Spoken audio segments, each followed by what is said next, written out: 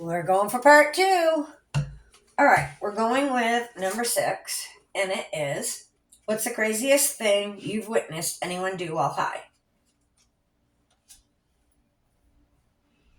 I don't remember what I said last time, but I just remembered that I actually saw one of my buddies, Johnny, stab someone. Wow. Yeah, I just remembered that now that you said it again. Yeah. What? Because we were walking on the Canuscade Trail and these people like tried to, because they knew that Johnny sold, Mm-hmm. so they tried to jump him and he had a blade on him. So he just, Wow, where did he yeah, stab the guy? right in the side, and they just ran away. What? That's Yeah, I crazy. forgot about that, but yes, yeah. And then there was another time that because we were at 22 Ohio, and he went down to go get an 8 ball of meth, from Wade downstairs. Yeah, um, and he came up because I heard like commotion, but I was like, and I had another dude there, like one of our friends, Mackie, who was in Rikers for about 6 years.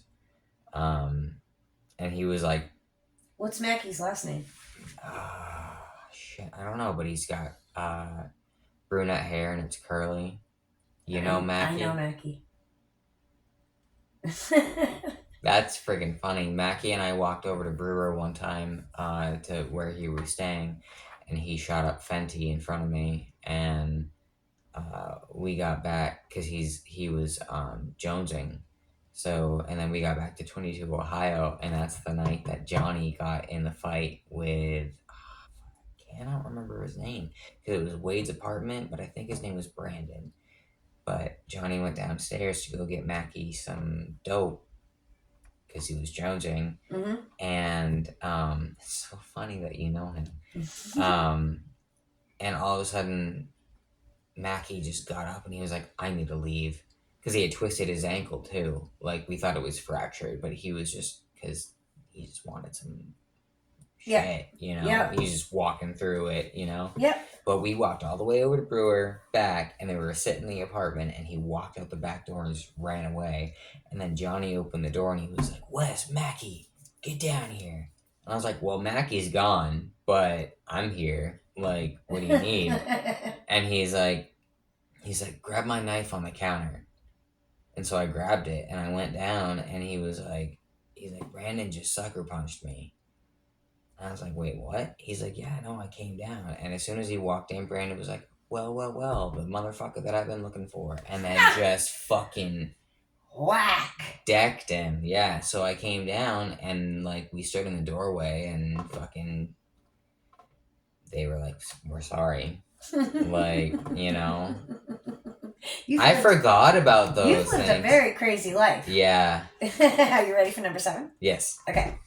If you could ask anyone alive or dead how they began getting down and dirty, who would you ask? And down and dirty means doing drugs.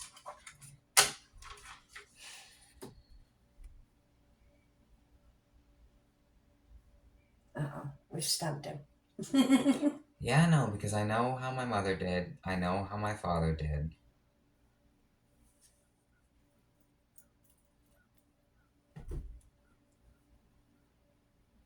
Is there anybody famous you'd ask? No, because I really don't care about famous people that much. You don't know them, so you don't invest. Actually, yes. Jim Morrison. There you go. Everybody has somebody. Yeah. I was never a big Elvis fan, but I'd love to ask him who was the first person that got him hooked. And see, I want to ask the same thing. Yeah, no, because when you're like, "Is anyone famous?" I was like, "Wait a minute, there's got to be someone." Yeah, no. Jim Morrison he is. he was known for peyote. He was known for his LSD. Mm-hmm. Yeah, he was known for quite a bit. Yeah. He definitely lived a crazy life. Like that poster of him where he's just like his arms up Oh, and yeah. he's like skinny as shit. Like, Yep. But he did get down and dirty just like everybody else. Yeah. All right, is there anything you would tell anybody that's in addiction to give them advice?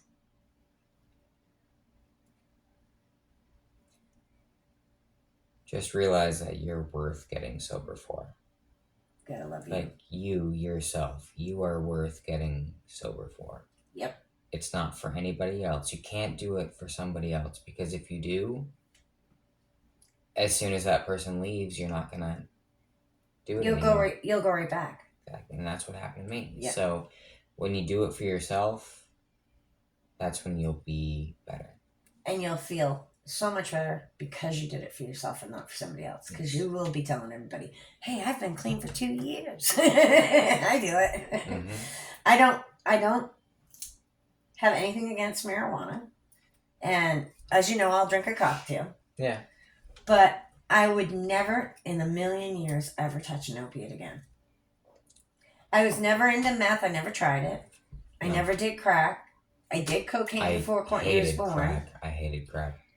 And I did mushrooms and LSD with my brother because he was a deadhead. I do. Oh, I love Grateful Dead.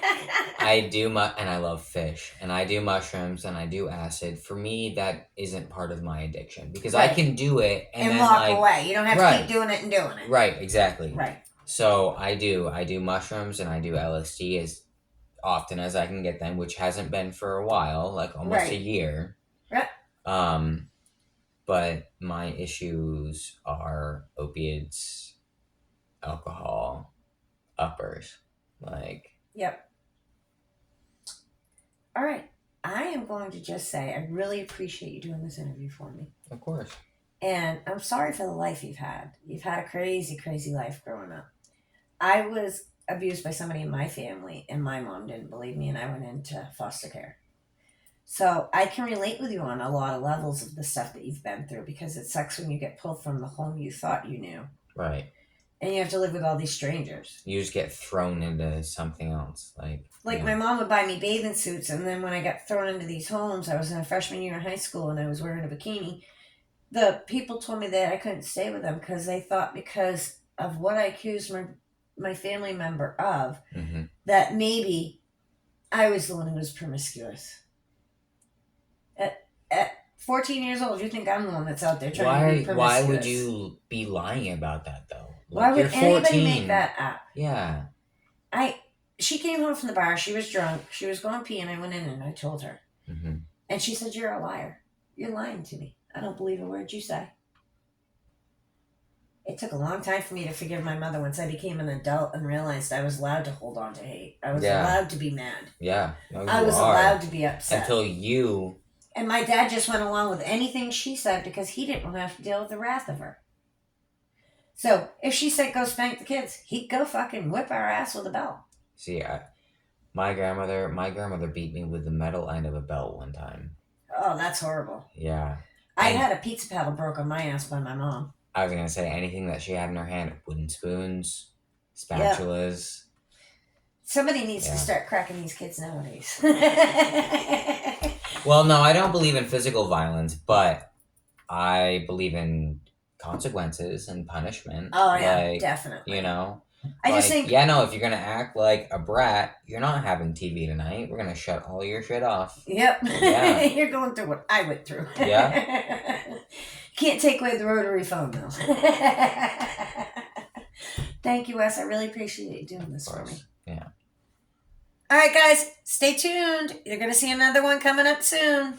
No matter what you do, you got to love you.